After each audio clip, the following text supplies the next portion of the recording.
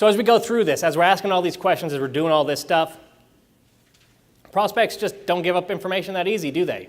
You don't always ask a question and get an answer. Sometimes you get a response like, none of your business. Or that has nothing to do with this. That's here nor there. No, that's here nor there. That's a beauty. People don't always just open up to us, right, and share. Yeah, sometimes they're a little nasty. But they don't always open up and share. So what do? That's what we're going to cover next. Still talking about, really this could be used at any time, but primarily, again, motivation and urgency. You're going to ask questions. They're not always going to answer. What do? We use the principle of scarcity, which plays into something I'm going to describe called psychological reactance, which is more commonly known as reverse psychology. Okay? Scarcity. Anyone know the principle of scarcity? I hope so. It's on the screen. All right. Things are more valuable when there's less of it, right? Limited time offer. Fear of loss? Yeah, it's fear of loss, right? And how many times has Garth Brooks and Cher had final concerts? Right? Like every year. This is it. If you ever want to see Cher in your lifetime, it's $500. You got to go now, or else you never get to tell your kids that you went and saw Cher. All right, I'll go to this year's final concert too. Right? Gold, diamonds. There's probably a ton of it out there, but people say it's rare, so it's expensive. Right? Collected baseball cards. Oh, there's only one of those. What's the price on it? Through the roof. Right? Things seem more valuable when it's hard to get your hands on them. Right? The boy or the girl who plays hard to get. What happens there? You got to have them. I was real happy before I got married. I'm still happy, but just to preface this, I was real happy before I got married, and I had no intention of getting married. I was living a pretty good life, and I would date quite a bit because I was just part of the single life, and it was entertaining, it was fun. So I date quite a bit, never got attached to anybody, just had a good time. Until one girl came, and she was from high school. We started talking, thinking, all right, I know how this goes. We talk, and then we date, and then I don't talk to her anymore. It's like, I've been through this before. I got it down. I really have this down. So I was getting ready to do that. And we started talking and went, good. All right, let's go out. Nah, kind of busy, have a headache, this and that. This went on day after day, week after week. 3 to 4 months, I think, is where we got to. Still, no date. I was freaking obsessed at this point. I'm like, what is going on? She'd just make little comments like, oh, I got to mow the grass. But I'll be there 15 minutes, I'll mow your grass for you, then I'll just leave. Right? Like, I'm looking for excuses like, what is going on here? I've got to have this woman. And it went on for about 4 months, I'd say, until it hit a point where I just gave up. I'm a pretty determined person, but I'm not that stupid. 4 months? So I'm talking to her, and I go, you know what? If it hasn't happened yet, after 4 months, haven't even gone on a single date, I've come to the conclusion it's never going to happen. And I like you, and I wish you well, but whatever we're doing here is just kind of over. I'm moving on. No hard feelings, but it's done. Okay, John. I moved on with my life for about 4 or 5 days. Until she called me. 4 months, nothing. 4 or 5 days, I took myself off the table. Hey, you want to go out on that date? You bet I do. We're married now, happily. But scarcity. I had to have her because I couldn't. She didn't want me until she couldn't have me. That's why we're married. It's powerful, right? I love the woman. But that's powerful, isn't it? Doesn't that work with everything? You can't have it, you got to have it. You guys know I have like a dozen kids running around. There's tons of them. We got toys all over the house. And every single day of my life, every day I go through this. There's some toy that sat there on the floor for 6 months, sits for one more day until one kid walks by, picks it up. Then every other kid from around the house, like their ears perk up. right? And they're like, what's going on? And they run to that and they, give that to me, give that to me. For 6 months, they could have had it. They didn't pay any attention to it. The second their brother picks it up, it's on. They're fighting, they're wrestling, rolling around on the ground. It's powerful. People react on anything that impinges on their freedom, including choice, commands, options, suggestions. It's reverse psychology. Think of it as Newton's third law of sales. Every action, there's always an opposed equal reaction. Okay? I'd like you to do that. I don't want to do it. Let's get into this. We're going to use this as a tool to deal with resistant prospects. We're going to use this as a tool when we lose our momentum towards the goal. We're going to use this as a tool when your prospects just fizzle out. They're going nowhere. They've completely stalled. You guys been in a sales call, 20, 30 minutes into it, you ever think, this is going nowhere? I can't seem to get any traction whatsoever. Or have you been on a sales call where you're like, well, it started off okay, but this is going downhill fast, and you don't know where it's coming from? Anybody? Just one or two people? I've been on a lot, right, where it's like that, where no matter what I do, it's like I can't break through. It's like straight-faced guy, one-word answers, just no rapport is being built. Something's happening. There's some kind of resistance, and I'm not breaking through at all. Or sometimes I did something I didn't know I did, and they start getting upset for some reason, and it's going downhill, and I don't know what I did, and it's just not going in the right direction. This is when we're going to use the tools we go over right now. You probably can't read that. That's cool. Don't worry about it. I'm going to explain what this means. I want you to start looking at your prospects like a pendulum on a clock that swings back and forth. Okay? In this picture here, this is from Sandler Sales. I think they do the best at illustrating exactly how to use this concept effectively. They call it pendulum theory. Pendulum theory is this. The thing hanging down in the middle at that 6th position is a pendulum. And it's not swinging, it's just hanging straight down. It's a neutral position, okay? This is what we call your I'm fine prospect, your neutral prospect. They're not really hopped up on doing anything with you. They're not against it, they're just neutral, okay? If you look on the other side where the 3 is, that's a sold prospect. They're gung-ho, they're ready to go. They're sold, okay? If it swings the other way to the 9, no chance in the world that you're doing a deal with them. I want you to think about your prospects and think of them as that pendulum. I want you to start thinking, where are they? Are they neutral? Are they a little bit negative? Are they really negative? Are they getting close to that sold position? Are they kind of warming up and good with the idea? Where are they?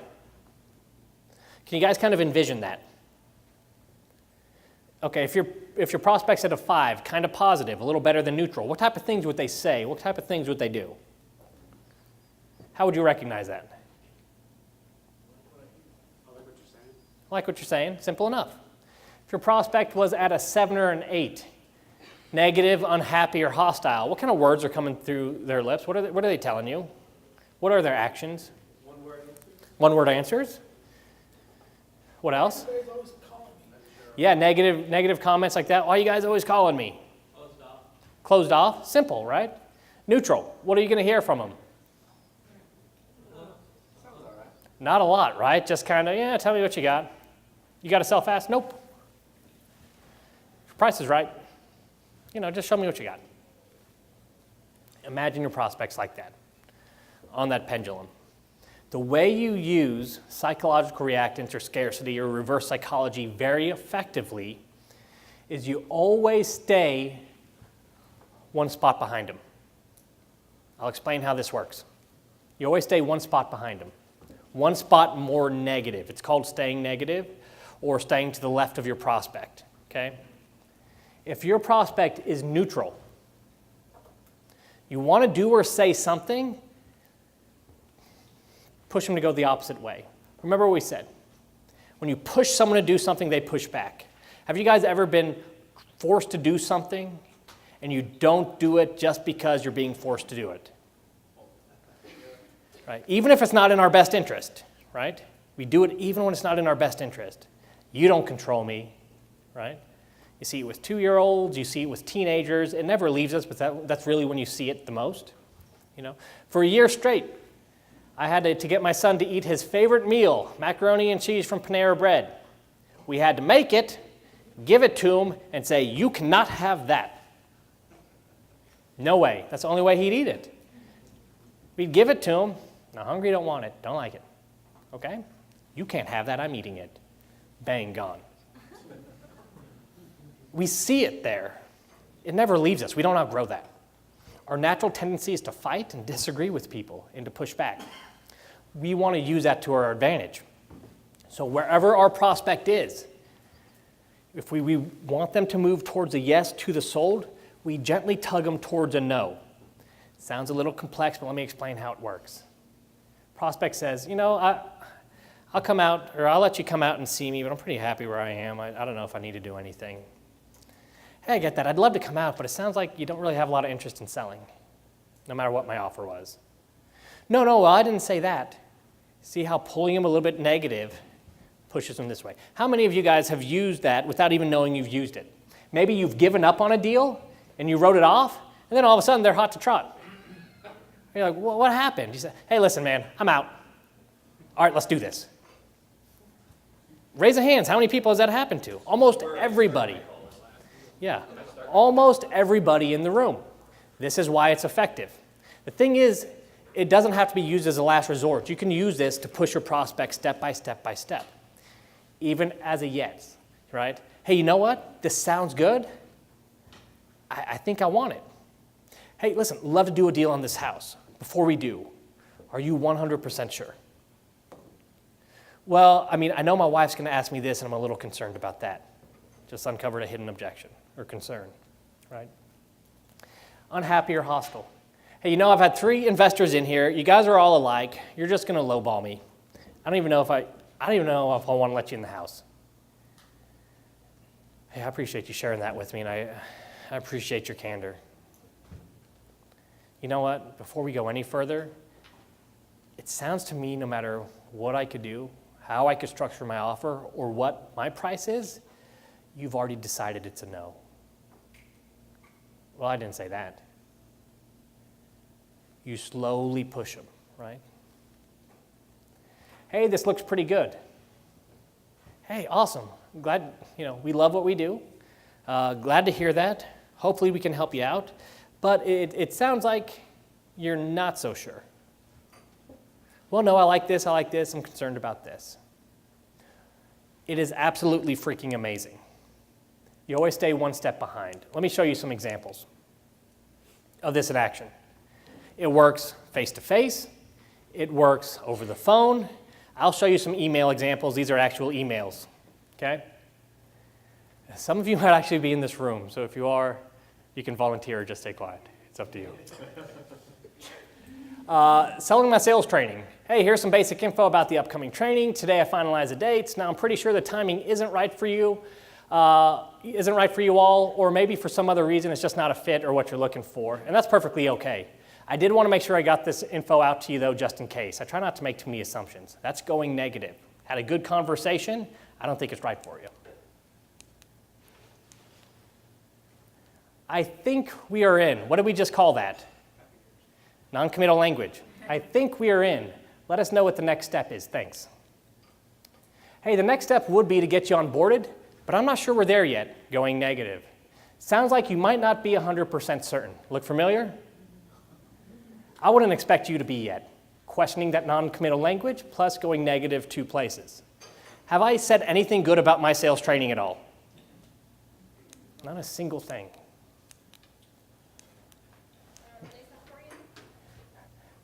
We've never had sales training before, but we like the CG connection and no long-term commitment. It's an easy sell for us, looking forward to it. Prospect convinces and closes themselves.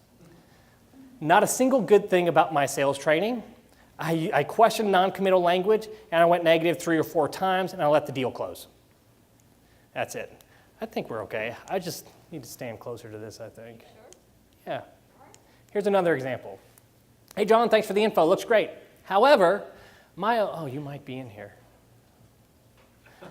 However, my only thought concern is what sort of impact will this have on my business? Do I need it? I know a couple of guys in my market that do deals. One guy is kind of a jerk when meeting with sellers, all numbers, all business. The other guy is shy, stutters a little, etc. But they both do deals, exclamation point. What's he telling me?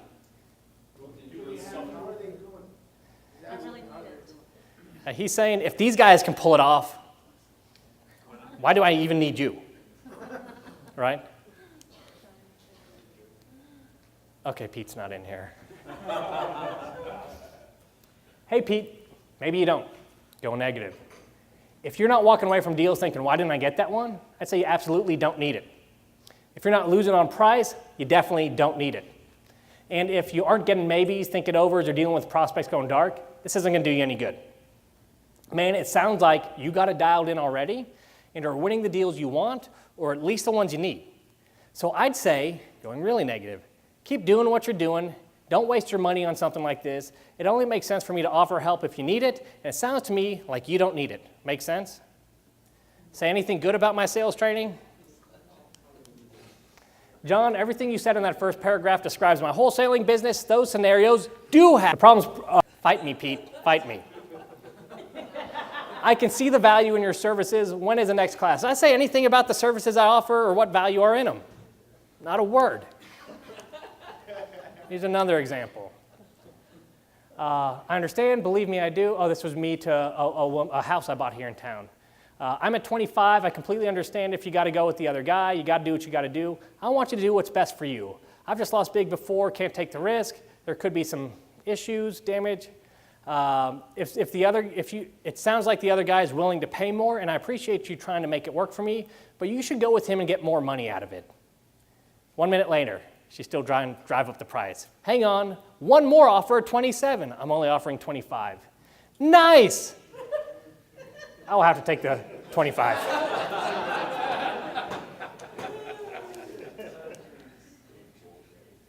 Okay, you probably use this gentleman's service, some of you in the room. I'm not going to say who he is, but he's a CEO of a gentleman who sells a CRM system to investors, a software guy. This was 2 weeks ago. Hi, John, how's it been? Just got off the phone with Rob Nickel to talk about how we can more closely tie our service together, blah, blah, blah. Also mentioned we should have a convo about sales.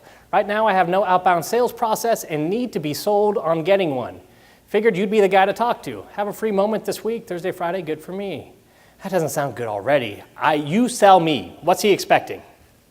Salesy salesman, get on the phone and try to shove it down his throat, right? I'm already getting that vibe of this is not going to go well. Man, I know it's not in my best interest to say so. I got to get out of this quick. But based on our previous conversations, I don't think you need an outbound sales process, so I'd be the last person who should tell you to or try to sell you one. My impression was that you have solid organic growth already, pushing the other way. Maybe it's not skyrocketing up, but solid, steady growth. Why in the world, what's that example of? Instant influence.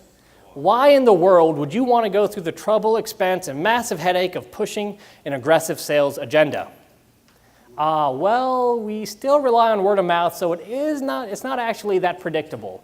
And sales have been steadying versus growing, so I know we need to switch to another approach to go from 400 to 1,000. What's happening so far? I needed to sell them an email ago. Now who's selling who? Is it really that troublesome and expensive?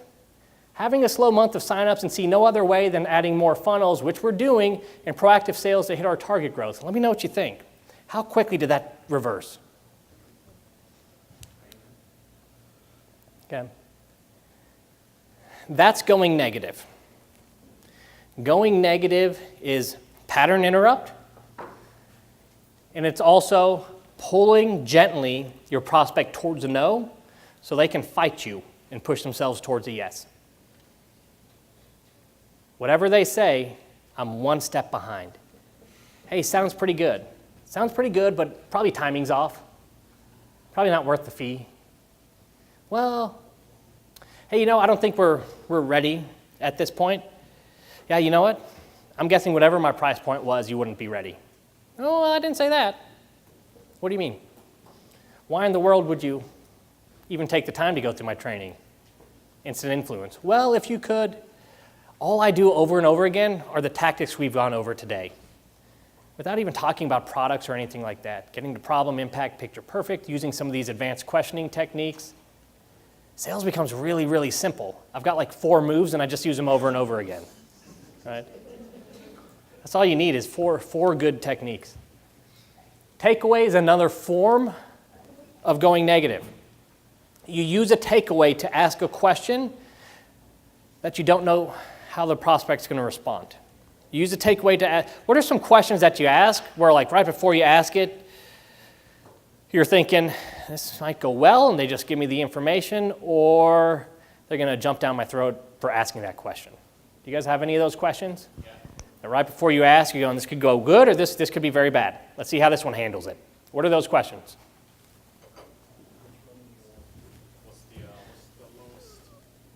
What's the lowest offer you'll take? That kind of stings. What else? We have one of our call center reps ask someone, what are you going to do with all that money? What are you going to do with all that money? Asking about this estimate. Too bad. That's not good. No, it wasn't good. Are you talking to anyone else? Okay, these are all questions where you don't know exactly what answer you're going to get. Sometimes they just answer you, and you're like, cool, and you move on. Sometimes they blow up on you, and you don't know why it comes, but you know every time, 3 times I ask this question, I get a really negative response, but I still need to ask that question, so you just brace yourself and you ask it. Here's how you ask it without ever getting that pushback. You stop asking it, but you still get the information. Instead of asking it, you tell them that they're not giving you that information. Here's an example. Instead of saying, hey, you know what, I deal with a lot of landlords who have a ton of properties, I bet you're just sick of it. Well, no, even if they are sick of it, are they going to tell you that? They never do they? They're like, no, everything's good, making good money. The way to use a takeaway, the way to go negative and ask that question is like this. Hey, it sounds like cash flow is pretty good and you're getting out of it what you need to. I'm guessing you're probably, don't have a whole lot of interest in selling any of them. Well, no, man, I wouldn't say that. Well, what do you mean? Well, cash flow isn't that great. Well, not great like you're not making millions, or not great like, I don't know, just tell me a little bit more about that. Oh, it used to be great, but now everything's breaking. I got to replace it. Yeah, that's not a big deal. It happens to every landlord. It's a big deal to me. How long have you been messing with that stuff? About 2 years now. Yeah, but you haven't spent that much money fixing that stuff. Takeaway. No, I've spent a lot. See, I'm using a takeaway with the dangerous questions I ask there, right? Instead of asking a dangerous question, what do you want for the property? I bet you haven't even had time to think about what you'd want to get out of this thing. There's only 2 possible answers to that question. They'll confirm what you said and say, nope, haven't thought about it. Great, you just built a little bit more rapport because you're on the same wavelength. You just told him what he's thinking, and he says, yeah, I'm thinking that. Great, rapport was built. You didn't lose any traction. He didn't jump down your throat. Or he's going to correct you, or she'll correct you and say, no, I know exactly what I want out of that thing, and volunteer the information even though you didn't ask for it. Because people like to fight. We like to push back. It's natural. We love to tell people that they're wrong, right? Go on Facebook. Make a statement. See what happens, right? Make a definitive statement about what you believe and see what happens, right? It's true, right? So that's how you go negative asking a question, right? You tell them they don't have the answer, or even that they won't give you the answer. Hey, we just met. I'm guessing you will never tell me what you even want out of this place. Man, I don't care. I want 110K out of it. It's simple. Dangerous questions. Everyone understand? So when do you go for the no? When do you go negative? When do you use the takeaway? Give me some feedback. Anytime. Non-committal language. What else? Resistance. Where else? Trying to move the pendulum. Trying to move, but yeah, they stalled out or they're going the wrong way. That's it. Then you go negative. You go one step behind, tug them a little bit towards that no, and see if they fight back or not. If you tug them all the way back to the no, you got no deal. You either better uncover the big deal killer that's in the way or find a way to find some motivation, right? You start pulling them back, and they're like, yeah, you're probably right, probably not going to do anything. Hey, fair enough, man. Can I ask you a question now that it's over? If you ever did decide to me or anyone else, why the heck would you? Well, I guess if, bang, you're right back in the fight. But it sounds like that's not important enough to take care of today. Well, it's important. Not enough to spend 5 more minutes with me. No, it's worth 5. Well, tell me a little bit more about that then. Constantly back in there. Never ends. Go ahead. Yeah, John, in your training that you do online, you talk specifically about the example of a realtor. Like, why don't you just go list it? Or it sounds to me like you're better off just listing it. And I think there was a question earlier today that someone had faced where they get that a lot. There's realtors in the picture and that sort of thing. This is a great way to address that. That's a good point. So we'll hit that in deal killers, but when your competition, they haven't taken action with them yet, right? That's why you're in the house. Why haven't they taken action with them? If you want to find out where the chink in their armor is, you push them towards that person. Hey, you know what? It's a beautiful house. Why in the world aren't you just listing the dang thing? Yeah, maybe, it might take a few months and you have to do some open houses and you probably have some repairs, but at the end of the day, you probably make a few more bucks. Why not just list it? Well, I don't want. Or you could go the other way and say, here's all the reasons why you don't want to list a house. And what are they going to tell you back? All the reasons why they should list a house. Is this ringing true? Yeah. So we'll get to that. We'll go more in depth. But when you go to what all your options are, just simply ask them. Hey, I got to ask. Most people in this situation will just do the repairs themselves, spend the 5 or 10K you probably need here. Not much, right? Put it on the market, sit for 3 months, do some open houses, that kind of thing. Probably not going to get asking price, but you're probably going to get a little bit more than what I can give you. Why not just do that? Do you think that they haven't thought about it? Like this is their first, a realtor? No, tell me more about this concept. What's going on out there? Who are these people? Never heard of, they're the people with the signs in the yards, right? No, they know about realtors. They haven't taken that action for a reason. If you want to figure out why, push them towards it, right? Push them and see when they fight back what they say. Oh, I got that so many times. I don't want to deal with the realtor. Or we tried that and this happened. And they tell me some horror story, right? Hey, why not just do the repairs yourself? I'm guessing it's going to cost 50 to 60K, but I'll tell you what, you take the 3 months and do them yourself. You grab your buddies from work or whoever to help you out so you don't have to pay a lot in labor. You can probably make, 10 or 20 grand more than I could give you right now for it. It's not in my best interest, but why in the heck not just do it yourself? You're going to make a few more bucks. I don't have the money. It's not worth the time. It's this, it's that. You're uncovering all those motivations not to do it. So we'll hit that in the deal killers. We disqualify all the other options before we even get to our presentation.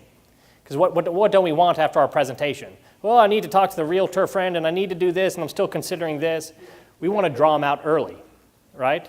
And get them to disqualify them. If they don't disqualify them, well, at least you know where you stand. It's still an option, okay?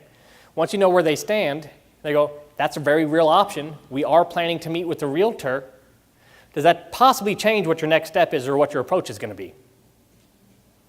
You've uncovered more information. You can do something with that, right? That's it. It's up to you. At least you know. The question is, would you rather know or not know? It doesn't change the situation. But do you have a better chance of closing the deal if you know all the facts? Of course you do. Could it possibly change what you do next if you know that there's other options out there and what they are? Can it possibly change what you say and what you ask? When you present, if they know they're going towards a realtor and you've got access to a realtor, could you change your presentation? Even if you don't have access to a realtor. When I present and I know a realtor is going to be involved no matter what, say, you know what, if you want, you can go the realtor route. And if that's what you decide to do, I am more than happy to point you towards a realtor and go that way with you, and that's perfectly fine. And, I get a finder's fee and stuff like that. But honestly, I don't think that's in your best interest. So I could give you a realtor, I'm not going to offer it to you. I'm going to offer what I think is best for you at this time. If you want a realtor, I'm going to have you go somewhere else. I'm not going to recommend it. But that's completely up to you. You're your own boss. And then I'll get into my presentation. A lot of times that'll kick the realtor out. Okay? Push them that way. Push them that way. I can hook you up with a great realtor. I'm not going to do it. If you want to do that, you're going to have to do it on your own. Here's what I think is best for your situation. You said pain, pain, pain, pain. Realtor is not going to solve that pain, so I can't point you that way and feel good about it. By the way, you're probably going to take a little bit less with me, but I'm going to solve these pains better, and I'll tell you how. You're also worried about these things. I don't want you to have to worry about those, so that's how I'm structuring my deal for you. All that kind of makes sense? We're getting into presentation, but that's okay. Okay? We got a little bit into this. One more, and the call to start the call. I have no slides on this. You just heard it in action. Whenever you're in a tight situation, no matter what you do, they're pushing back, it's going downhill, you feel like you're about to lose the deal, no matter what you do. Anyone been in a situation like that? You're like, I can't say the right thing, I can't do the right thing. Every 5 minutes, he hates me a little bit more. Right? You're like, I don't know what I'm doing wrong. End the frickin' call. Go for the no. As someone mentioned, Chris Voss, you want to start from a no. If you get to that point, make it a no and then jump back in. It's like a reset button, right? It's just like a reset button. It's, hey, listen, we could keep going, but it sounds to me like you've already made up your mind, and it sounds like it's a no, so I don't want to waste your time. Is it okay if we end things a little bit early? Yeah, I'm probably not doing anything. I totally get it, and I appreciate you sharing that with me. Now that it's over, can I ask you a question? If you ever did decide to sell to me or anybody else, why would you? Right back into instant influence. And the call to start the call. That's how you can go for a no in the middle of a sales call. I've been through probably hundreds, if not thousands, of sales calls where literally halfway through I packed up my stuff. And you can physically do it. Don't just tell them, physically do it. Start putting your notebook down, put your pen back into the clipboard, whatever it is, put your coat on, and say, I'd love to keep going, but it sounds to me like, shoot, I might have upset you. I don't know. It just sounds like no matter where we go from here, it's going to be a no. And out of respect for you, and thankfulness for, hey, hearing me out, is it okay, with your permission, if we just end early, just kind of cut it off here? Yeah, I don't think this thing's going anywhere, man. I appreciate that. Hey, now that this whole thing's over, it's okay if I ask you a question? If you ever did decide to sell or how to change a heart, what would cause you to do so? Why in the world would you even consider doing something like this? Because my viewpoint is you never would. Well, I guess if you didn't say that, and you're right back into it. Oh man, I'm sorry, I didn't even expect you to say that. Why'd you bring that up? Well, that obviously rubbed you the wrong way, and I apologize for doing it, but I mean, is it okay if I just ask? I ask that question all the time. I don't always get that reaction. What happened? Well, when you said you're going to tear down the house, I built this house. When you started telling me all the repairs you had to do and how shoddy the work was, you were insulting me to my face. That's the kind of stuff you get into, right? You never know until you ask. So that's ending the call to start the call. That's your last resort. You're done. It's not going anywhere. There's no reversing the momentum with going for the no or overcoming resistance. End the freaking thing and find out what happened to get back into it. It is literally like a reset button. Your upset prospects will relax. People who are full of anxiety and just stressed out that you're there and they don't want to be taken advantage of or this or that for whatever reason, they'll relax. And then you can finally have the conversation you were there to have with them to begin with.